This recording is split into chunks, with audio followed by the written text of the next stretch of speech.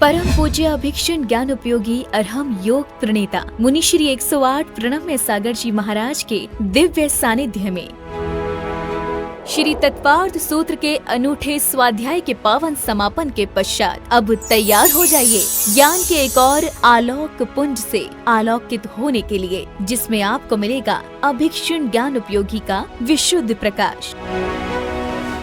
जी हाँ, हम बात कर रहे हैं मुनि श्री 108 प्रणम्य सागर जी महाराज द्वारा रचित एक नवीन आध्यात्मिक रचना नई छेढ़ाला की, जिसे स्वयं वे अपनी सरल, सरस और अत्यंत गूढ़ वाणी में आपको स्वाध्याय कराएंगे, समझाएंगे और आत्मा से जोड़ेंगे। कमिंग सून, ज्ञान का नया सूर्योदय नई छेढ़ाला के साथ, सिर्फ जिनवाड़ी चैनल पर।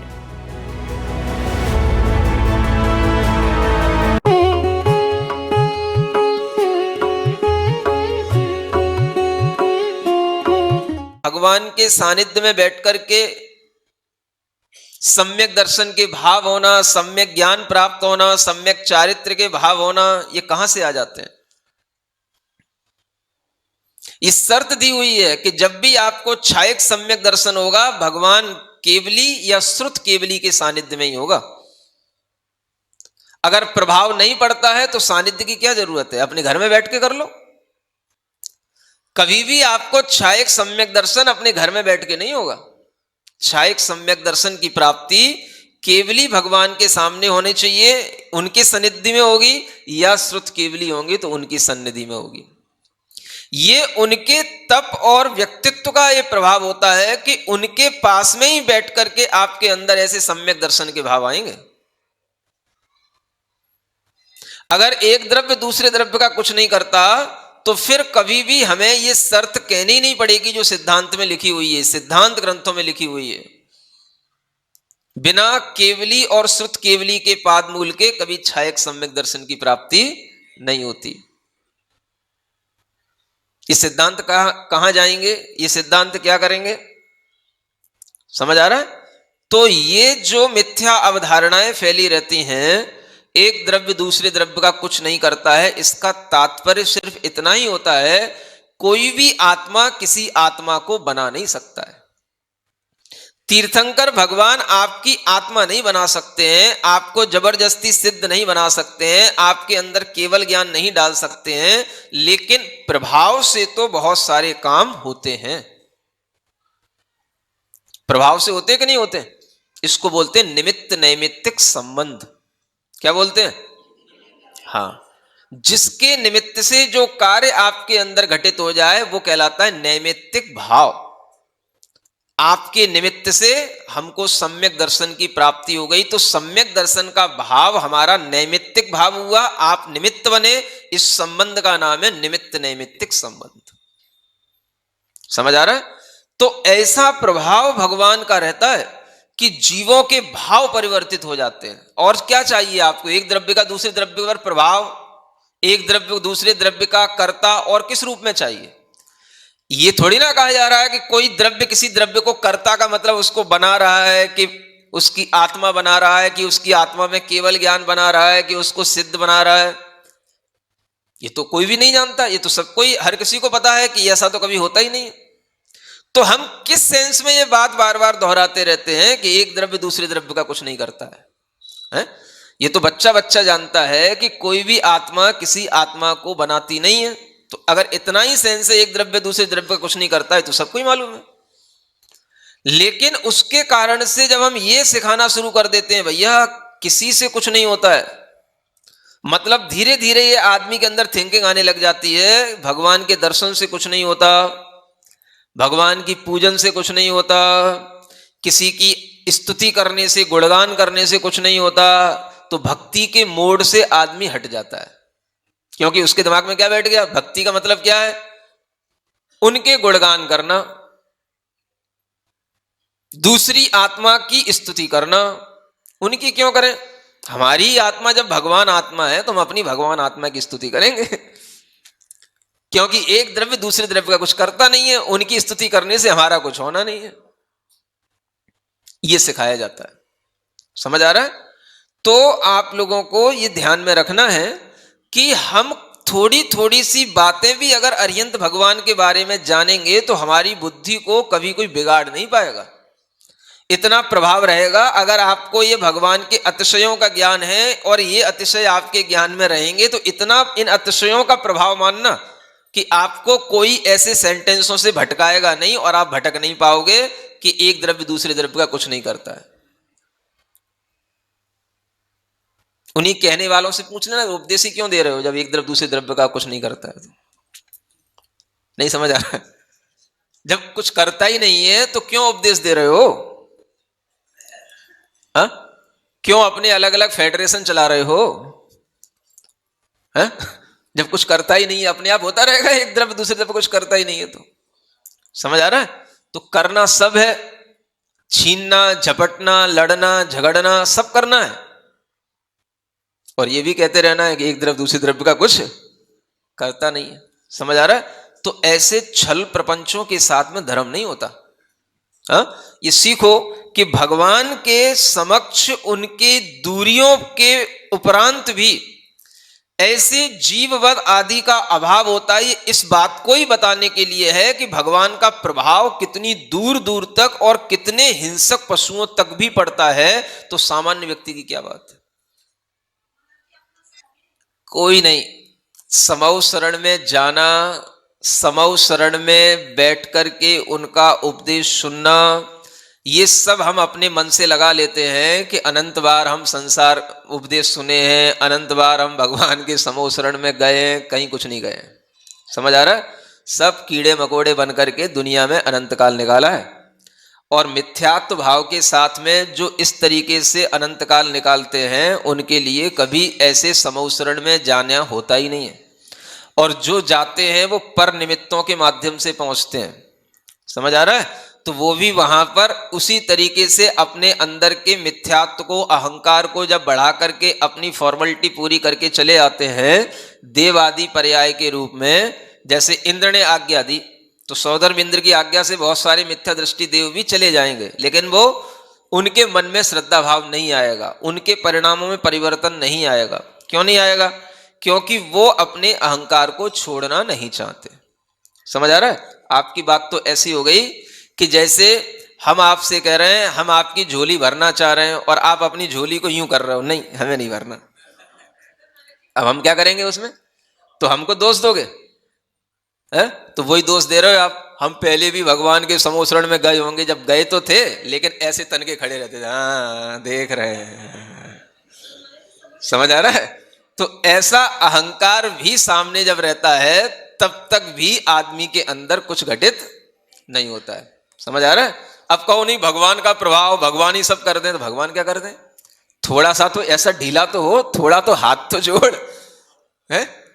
कुछ आने के लिए कुछ तो करना पड़ेगा है? हम कह रहे हैं लो भगवान देखो, कुछ लोग ऐसे होते हैं बच्चों को दर्शन कराने लाएंगे और बच्चे ऐसे होते हैं आते ही आंख मींच लेंगे, नहीं करना।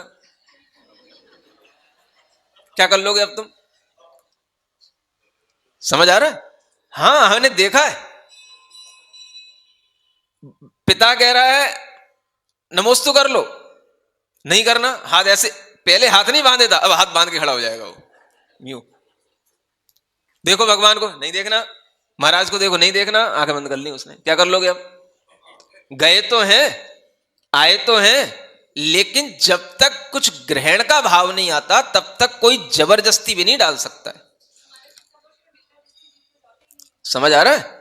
वही मिथ्या दृष्टि जीव जाते हैं जिन मिथ्या दृष्टियों में परिवर्तन आने की संभावनाएं रहती हैं, और वहां जाकर के वो परिवर्तित हो जाते हैं। समझ आ रहा है? और उन मिथ्या दृष्टियों में ही ये सम्यक्त्व के भाव उत्पन्न हो जाते हैं। भगवान के प्रभाव से मिथ्या दृष्टि तो पहले से रहते हैं, लेकिन इतना तो अपने आप में रिजिड नहीं होते ना कि जैसे आप लोग आग्रही बन जाते हो, नहीं एक द्रव्य दूसरे द्रव्य का कुछ नहीं करता, अब यहां भी आकर ही खड़े हो जाएंगे, कुछ नहीं करता। ऐसे ही खड़े हो गए तो क्या करोगे? अब क्या कर लेगा कोई उपदेश? समझ आ रहा है? तो किसी भी उपदेश का प्रभाव आपके अंदर तब पड़ेगा जब आप में कुछ ग्रहण करने का भाव हो, कुछ आपके अंदर नम्रता हो, कुछ आपके अंदर कुछ स्वाभाविक गुण हो जिससे आपके अंदर कुछ एक्सेप्टेंस का भाव आए। और वो सब कुछ नहीं होता तो आप कितनी बार चले जाओ समोसरण में, क्या फर्क पड़ रहा है उससे। तो अधिकतर यही होता है कि हम समोसरण में गए न गए ये सब बराबर होता है। पर के प्रेरणा से जाते हैं, अपने मिथ्या अहंकारों से जाते हैं, तो उससे कोई प्रभाव नहीं पड़ता। समझ आ रहा है। लेकिन जब हमारे अंदर एक अच्छी समय की एक प्रतिबद्धता होती है और हम समय पर अगर अपने परिणाम अच्छे बनाने के भाव रखते हैं, तो उसके माध्यम से हमारा कल्याण होता है। समझ आ रहा है। ये किसी भी ग्रंथ में नहीं लिखा कि हम अनेक बार भगवान के समोसरण में गए हैं। किस ग्रंथ में लिखा है बता देना हमको। ये तो सब अपना अनुमान है, अपने मन को समझाने के लिए कुछ भी कहते रहो। अनंत काल हो गया तो भगवान के समोसरण में, अरे अनंत काल तो एक वृक्ष में एक इंद्रिय पर्याय में असंख्यात पुद्गल परावर्तन काल होता है। सिद्धांत ग्रंथ में पढ़ो तो अनंत काल तो एक इंद्रिय पर्याय में ही निकाल दोगे आप। अनंत काल क्या है? अनंत काल किसमें चाहिए? यहां तो कितना सा काल होता है मनुष्य में तो है? और मनुष्य में एक अहंकार बैठ जाए तो एक अहंकार के कारण से उतनी उम्र निकालने में कितनी देर लगती है। समझ आ रहा है। तो क्या होता है इसमें, कितने ही ऐसे लोग हैं जो घर जिनका बिल्कुल मंदिर की दीवार से लगा हुआ है। समझ आ रहा है। और देख लो कितने मंदिर आते हैं और कितने उपदेश सुनते हैं। मनुष्य बने, जैन बने, ये भी मालूम है कि महाराज का उपदेश चल रहा है, चातुर्मास चल रहा है, बस। तो मनुष्य पर्याय का समय निकालने के लिए तो कितनी सी देर लगती है। एक अहंकार में, छोटे से अहंकार में मनुष्य पर्याय का समय निकल जाएगा, बाकी का लंबा समय तो कहां निकलेगा। अनंत काल तो एक इंद्रिय में ही बीतता है, वनस्पतियों में ही बीतेगा। अनंत काल में क्या समोसरण बीतता है क्या? बस। अन्य जो जन्म मिलते हैं वो तो बहुत छोटी उम्र है, 50, 60, 100 वर्ष की उम्र कितनी सी होती है? हम कहते हैं कोटि पूर्व की भी उम्र मिले, पूर्व करोड़ वर्ष की भी उम्र मिले, तो भी अगर हमारे अंदर वो अहंकार मिथ्यात्व बैठा हुआ है तो हम उस चीज से वंचित ही रहेंगे, उससे कोई फर्क ही नहीं पड़ता। कई बार मनुष्य बनने के बावजूद भी उससे कोई फर्क नहीं पड़ता कि हमें वो सानिध्य मिल जाए। कितने मनुष्य हैं दुनिया में और कितनों को इन सानिध्य मिलते हैं मंदिर में आने के और उपदेश सुनने के, आप देख लो। इसी रेशियो से आप अंदाजा लगा लो। समझ आ रहा है। तो ये सब चीजें दुर्लभ हैं, इसलिए ऐसा कहना भी अपने मन को संभालना है कि हम पहले भी अनंत बार गए हैं, ये भी एक बुराई करने का तरीका है। निमित्त की महत्ता को नकारने का यह भी एक तरीका है। समझ आ रहा है। आदमी निमित्त से कैसे हटेगा, क्योंकि हमें तोड़ना है उसके अंदर निमित्त नैमित्तिक संबंध की जो उसके अंदर धारणा है या ज्ञान है, हमें उसे तोड़ना है। समझ आ रहा है। तो वो कैसे टूटेगा? तो हम जब ऐसा कहेंगे तभी टूटेगा। हाँ, पहले भी अनंत बार भगवान के दर्शन करे हैं, कभी सम्यक दर्शन हुआ नहीं है। दर्शन से कभी सम्यक दर्शन नहीं होता है। बस एक द्रव्य दूसरे द्रव्य का कुछ नहीं करता है। ये श्रद्धान कर लोगे, ये सिद्धांत अपने अंदर मान लोगे तो सम्यक दर्शन हो जाएगा। और जाकर के भगवान के दर्शन करते रहोगे, पूजन करते रहोगे, समोसरण में बैठे रहोगे, उपदेश सुनते रहोगे, तो अनंत बार हो गया, किसी ने कुछ नहीं कर पाया। बस। तो आदमी की तुरंत जो निमित्त के प्रति उसका झुकाव है वो टूट जाएगा। समझ आ रहा है। तो ये भी जो लाइन दोहराई जाती है या कही जाती है, ये भी एक जो है कूटनीति की ये लाइन है कि हम अनेक बार समोसरण में गए हैं जिसके माध्यम से हमें आज तक सम्यक्त्व की प्राप्ति नहीं हुई है।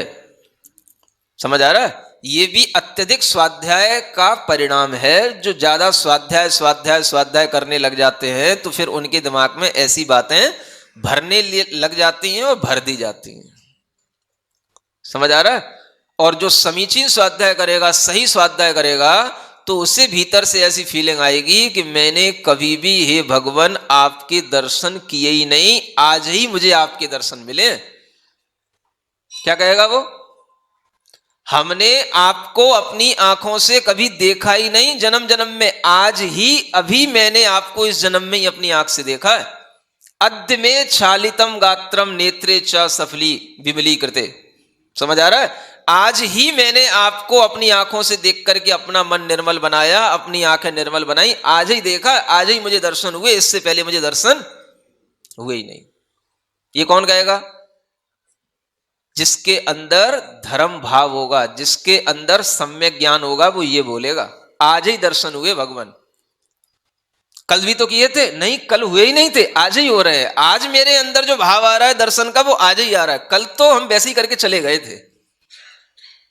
इसका मतलब ये है, अध्याष्टक स्तोत्र पढ़ो, मैंने 1-2 दिन पहले ही बताया था ना। हाँ, अध्याष्टक स्तोत्र में ये भावना दी हुई, अद्य माने आज, आज ही मेरे नेत्र पवित्र हुए, आज ही मैंने भगवान आपको देखा, आज ही मेरे विघ्न दूर हुए, आज ही बोलना है। ये कौन बोलेगा? जिसके अंदर सम्यक ज्ञान होगा, जिसकी परिणति अच्छी होने वाली होगी, वो बोलेगा। और जिसकी परिणति खराब होने वाली है, तो वो स्वाध्याय के दुर्भाव से यही बोलेगा, ये दर्शन तो मैंने पहले कई बार कर लिए, अनंत बार हो गए, अनंत बार हमने आहार दान दे लिए, अनंत बार मुनि महाराजों को नमोस्तु कर लिया, अनंत बार भगवान के समोसरण में बैठ लिए, कभी कुछ नहीं होता। जब तक भगवान आत्मा का श्रद्धा नहीं होता, तब तक कुछ नहीं होता। अहो भगवान आत्मा आज मेरे ज्ञान में आई, अहो भगवान आत्मा धन्य हो, धन्य हो, धन्य भाग्य, धन्य भाग्य, वो ये बोलेगा।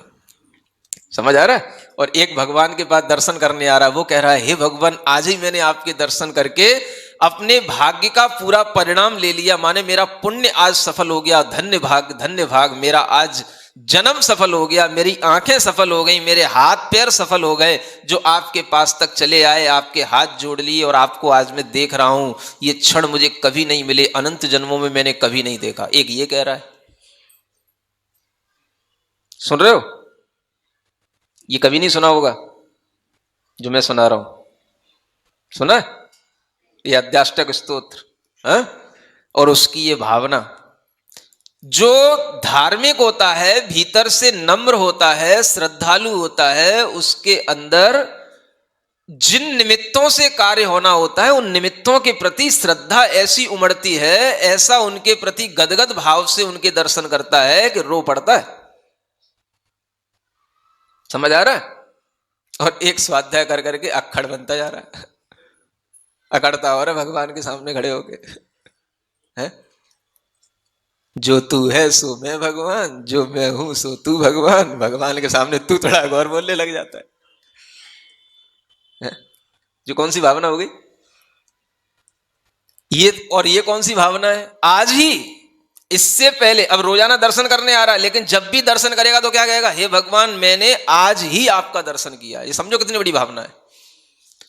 पिछले 60 साल से करता आ रहा है, नहीं किए ही नहीं मैंने दर्शन, आज ही दर्शन हो रहे हैं। और एक कह रहा है मैं अनंत बार दर्शन कर चुका हूं। अब ये दोनों कॉन्सेप्ट समझो कितने उल्टे हो रहे हैं। किस कॉन्सेप्ट से आपका भला होगा सोच लो आप। अगर थोड़ी भी आप में थोड़ी बहुत जान और थोड़ी बहुत कुछ ज्ञान कुछ बचा हो तो हमें समझाने की क्या जरूरत है? किससे भला होगा?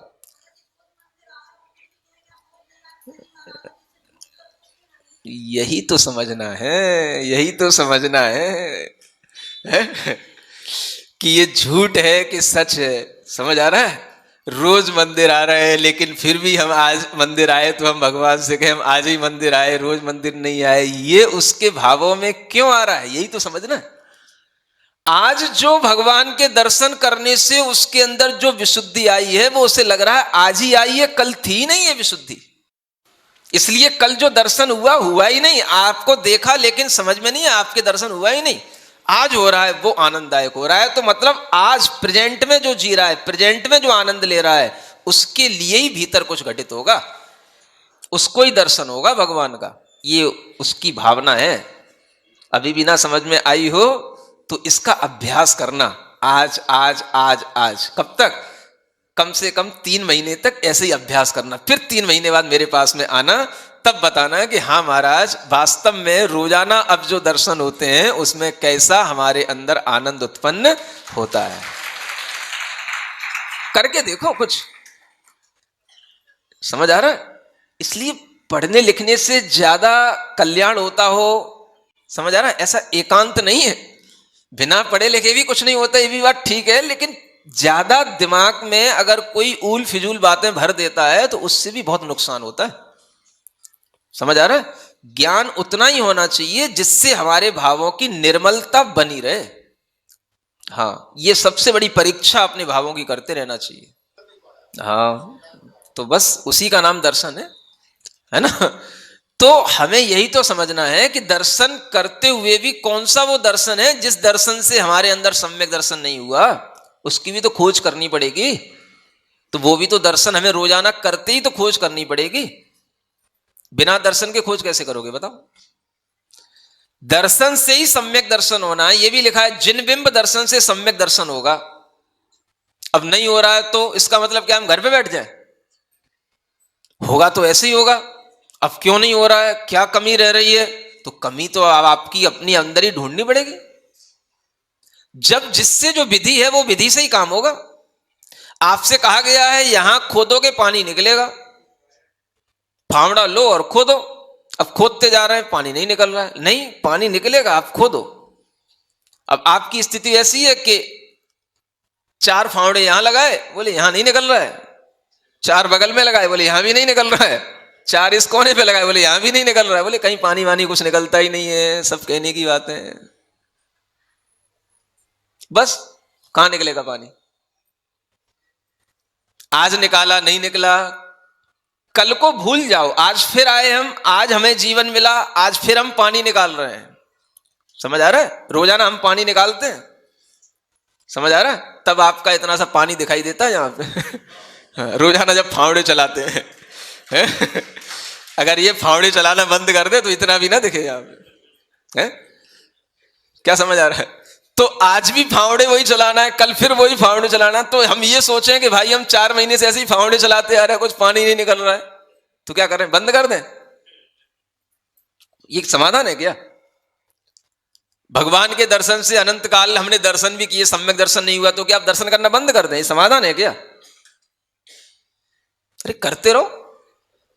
कैसे दर्शन करने पर सम्यक दर्शन होगा, वो जिस समय पर हो जाएगा तभी समझ में आएगा आपको।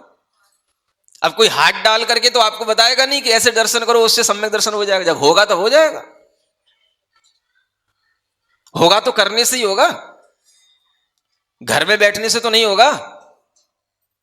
बस जिन बिंब दर्शन से सम्यक दर्शन होता है, ये सिद्धांत है, तो हमें करना है। समझ आ रहा है?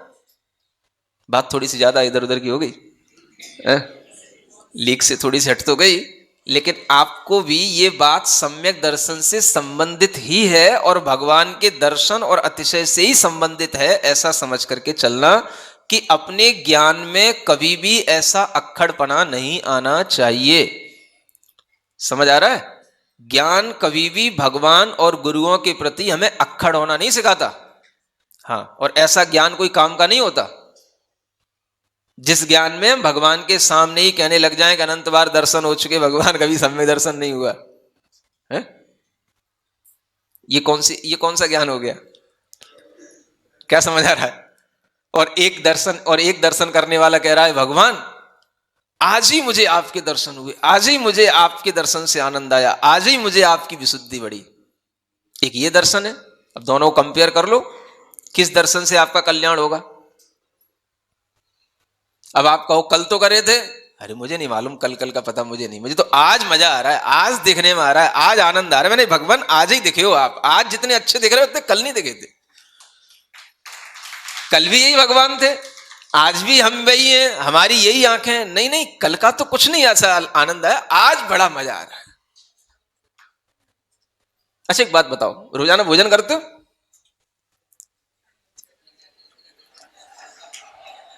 रोजाना वही दाल खाते हो, वही रोटी खाते हो?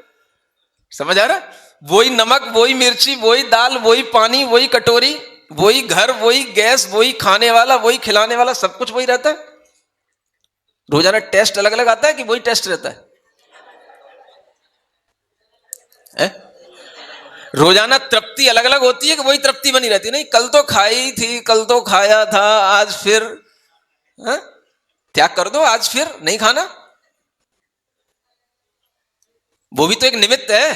खाते आ रहे हैं अनंत बार से, कुछ नहीं हुआ आज तक। एक दिन का खाना छोड़ दो। खाना एक दिन का नहीं छूटता, दर्शन जिंदगी भर का छूट जाएगा। नहीं समझ आ रहा? वो भी तो एक निमित्त है। अनंत बार खाते आ रहे हो, ये भी तो लिखा है शास्त्र में। जो लिखा है वो तो नहीं बताया जा रहा है, ये शास्त्र में लिखा है जो मैं बता रहा हूं कि तुमने अनंत बार इतना खा लिया है कि अब जो खाओगे वो अपना ही उगाल खा रहे हो।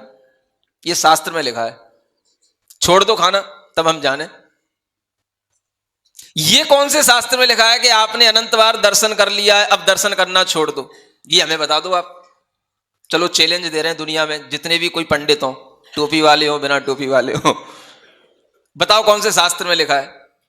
जो लिखा है उस पर तो गौर नहीं है।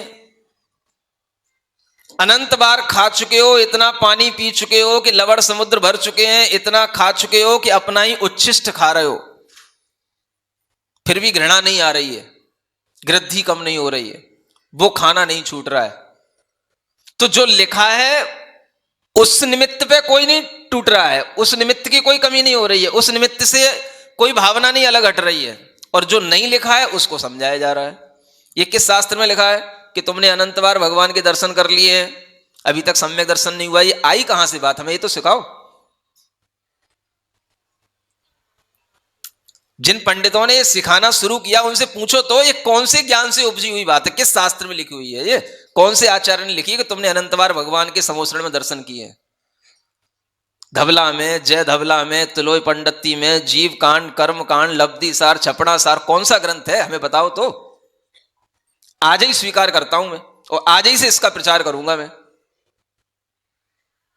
अगर एक भी प्रमाण ला करके किसी आचार्य प्रणीत ग्रंथ का दिखा दो, पंडितों के मत दिखाना मेरे को, समझ आ रहा है ना? हाँ, दिखाओ हमें कोई भी आचार्य का ग्रंथ ला करके, चैलेंज दे रहा हूं, व्हाट्सअप कर दो, डाल दो इंटरनेट पे, बोलो ये किस ग्रंथ में लिखा हुआ है, इसका प्रमाण ला करके दो कि हमने अनंत काल तक भगवान के दर्शन किए, हमें सम्यक दर्शन नहीं हुआ है। और मैं बता रहा हूं अष्टपावड़ में लिखा है कि आपने अनंत बार सब कुछ खा लिया है और उच्छिष्ट खा रहे हो। एक नहीं, सैकड़ों ग्रंथों में आपको बता दूं, इष्टोपदेश में लिखा हुआ है, अष्टपावड़ में लिखा हुआ है, धवला में लिखा हुआ है। ये खाना क्यों नहीं छोड़ रहे हो? ये छोड़ो, ये छूट नहीं रहा, दर्शन करना छुड़ा रहे लोगों का। क्या सुन रहे हो? बुरा तो नहीं लग रहा? इसलिए बता रहा हूं कि दुनिया के बाजार में न जाने क्या क्या चल रहा है, समझ आ रहा है? एक तो आदमी धर्म की तरफ आता नहीं, और आता है तो उसके दिमाग में ऐसा कचरा भर दिया जाता है कि वो कोई काम का ही नहीं रहता है। और इनके समाधान जब आदमी को नहीं मिलते हैं तो आदमी अपनी ही पूर्व धारणाओं को पुष्ट करता चला जाता है। इसलिए समाधान देना भी जरूरी होता है। जो चीज है नहीं उसका हमने बवंडर बना रखा है। वो कहां से आया? वो हमारे ज्ञान से आया। इतना शास्त्र हमने पढ़ लिया है कि अब हमारे ज्ञान में दिखने लगा है कि अनंत बार हमने भगवान के दर्शन किए, लेकिन मेरी आत्मा में सम्यक दर्शन नहीं हुआ। समझ आ रहा है? और ये फीलिंग हमें तो आती नहीं है कि हमने अनंत बार दर्शन किए। हमें तो लग रहा है कि हमें पहली बार ही ये जन्म मिला है, पहली बार ही हम सब कुछ पढ़ रहे हैं, पहली बार ही हमारे ज्ञान में ये श्रद्धा बैठी। हमें तो ये लग रहा है, तुम्हें लग रहा हो अनंत बार कर ली हो तो तुम जानो, तुम्हारी श्रद्धा। हमें तो लग रहा है हम तो पहली बार ही सब कुछ कर रहे हैं। अब आप समझ लो कौन सी भावना से आपको क्या होने वाला है। मुझे तो लगता ही नहीं कि मैंने अनंत बार भगवान के कभी दर्शन किए हो। मैं तो लगता है पहली बार ही मुझे जैन कुल मिला है। मुझे तो ऐसा लगता है पहली बार ही मैंने जैन शास्त्र पढ़े हैं। मुझे तो ऐसा लग रहा है पहली बार ही मैं जैन सिद्धांतों को सुन पाया हूं, समझ पाया हूं, श्रद्धा कर पा रहा हूं। पहली बार ही मुझे ये आत्मा परमात्मा की बात समझ में आई। मुझे तो सब कुछ पहली बार ही लग रहा है। और आपको पढ़ पढ़ के अनंत बार लगने लगा, और हमें जितना पढ़ रहा हूं उससे मुझे लग रहा है कि मुझे पहली बार ही हो रहा है। तो दोनों देखो, दोनों के परिणाम में, रिजल्ट में कितना अंतर किसके कारण से आ रहा है। अगर कोई कॉन्सेप्ट हमारे दिमाग में गलत जुड़ा हुआ है तो वो हमारे अंदर रिजल्ट भी गलत लाएगा। समझ आ रहा है? कोई कॉन्सेप्ट हमारे दिमाग में अगर सही तरीके से चल रहा है तो वो रिजल्ट सही लाएगा। सीधी सी बात है। आप गलत रास्ते पर जा रहे हो तो आप दूर होते चले जाओगे, सही रास्ते पर चलोगे मंजिल के पास आते चले जाओगे। सीधी सी बात है। हमें क्या दूसरे की फीलिंग से मतलब है, हम अपनी फीलिंग बता रहे हैं आपको। समझ आ रहा है? आपको नहीं आती हमारी फीलिंग, हम क्यों कहें कि आप हमारी जैसी फीलिंग बनाओ। हमारी फीलिंग हमारी है। हमें ऐसा लगता है कि हमें सब कुछ पहली बार मिल रहा है, हमने कभी नहीं किए भगवान के दर्शन। इतना सिद्धांत पढ़ने के बाद, अध्यात्म पढ़ने के बाद, सब कुछ पढ़ने के बाद भी मुझे लग रहा है कि मेरा ये पहला जन्म है जिस जन्म में मैं कुछ अच्छा कर पा रहा हूं। बस ये मेरी फीलिंग है इतना पढ़ने के बाद।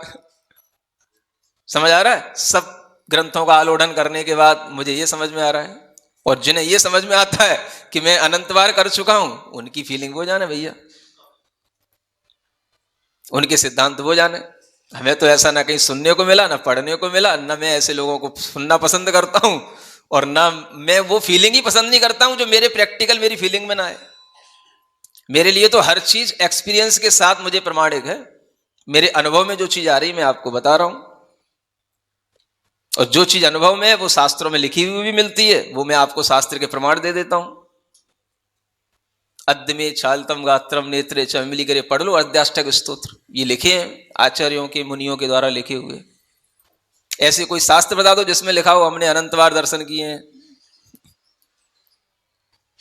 ढूंढने की कोशिश करना, मिल जाए कहीं कुछ एक आध लाइन कहीं पंडितों की लिखी हुई दिखा देना। वो मुझे मान्य नहीं है। समझ आ रहा है? हाँ, आचार्यों के ग्रंथ दिखाना मुझे, ठीक बात, गुस्सा नहीं करना,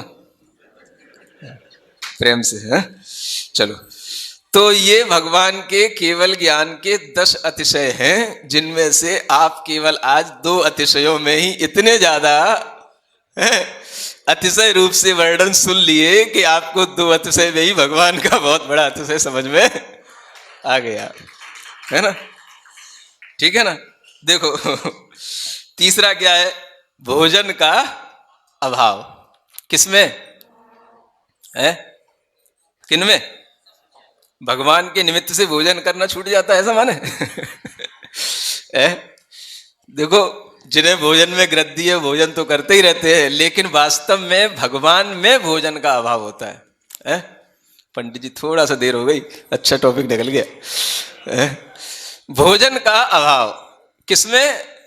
जो स्वयं अरिहंत बन चुके हैं उन अरिहंत भगवान में भोजन का अभाव होता है। उनमें कभी भी कबलाहार नहीं होता है ना?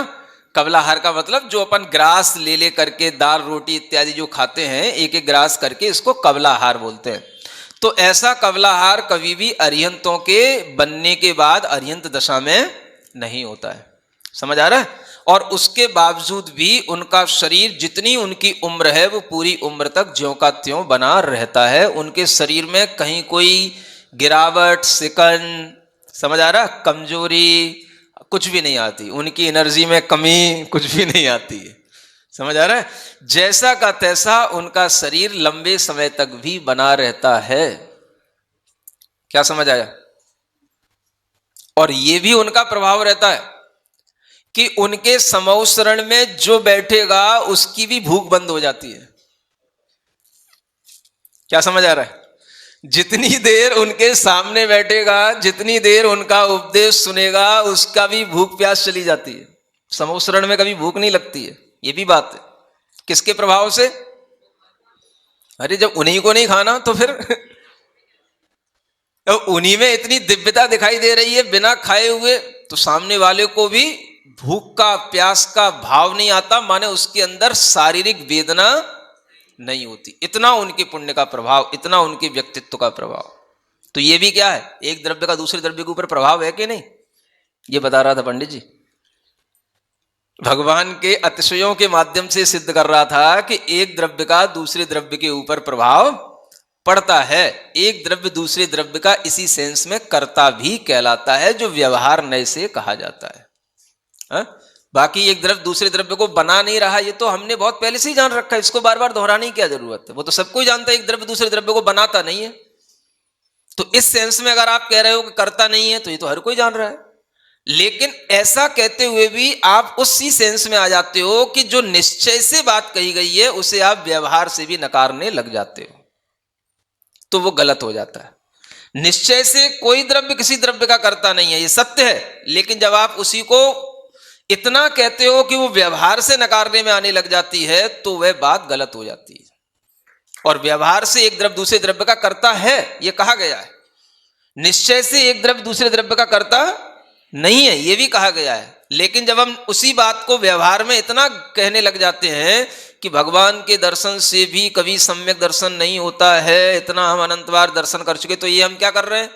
ये निश्चय से नहीं कह रहे हैं, ये हम व्यवहार से होने वाले व्यवहार सम्यक दर्शन की भी पद्धति को नकार रहे हैं।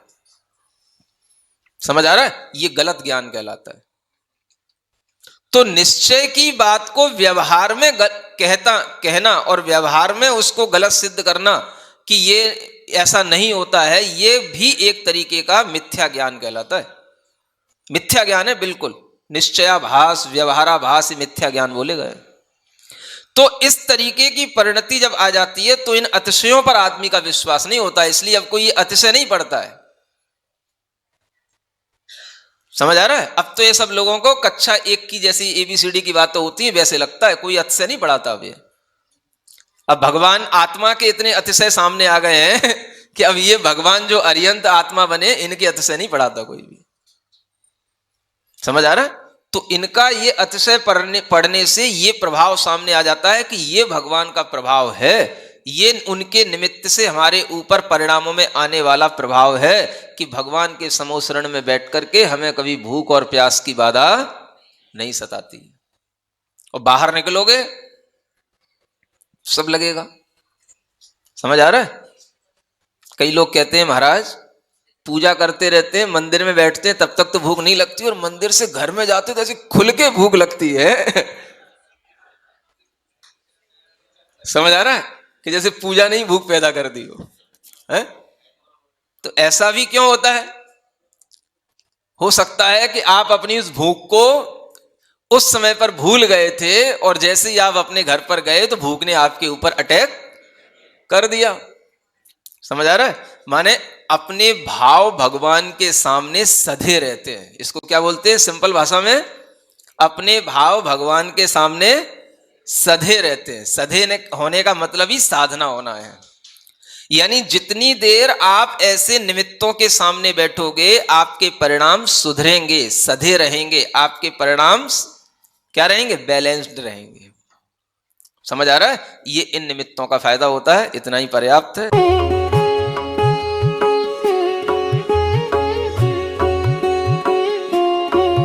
परम पूज्य अभिक्षुण ज्ञान उपयोगी अरहम योग प्रणेता मुनि श्री 108 प्रणम्य सागर जी महाराज के दिव्य सानिध्य में श्री तत्वार्थ सूत्र के अनूठे स्वाध्याय के पावन समापन के पश्चात अब तैयार हो जाइए ज्ञान के एक और आलोक पुंज से आलोकित होने के लिए, जिसमें आपको मिलेगा अभिक्षुण ज्ञान उपयोगी का विशुद्ध प्रकाश।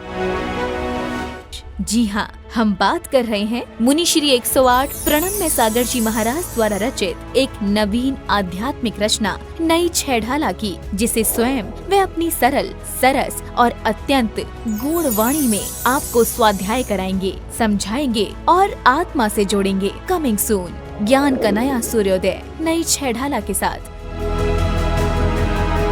सिर्फ जिनवाड़ी चैनल पर।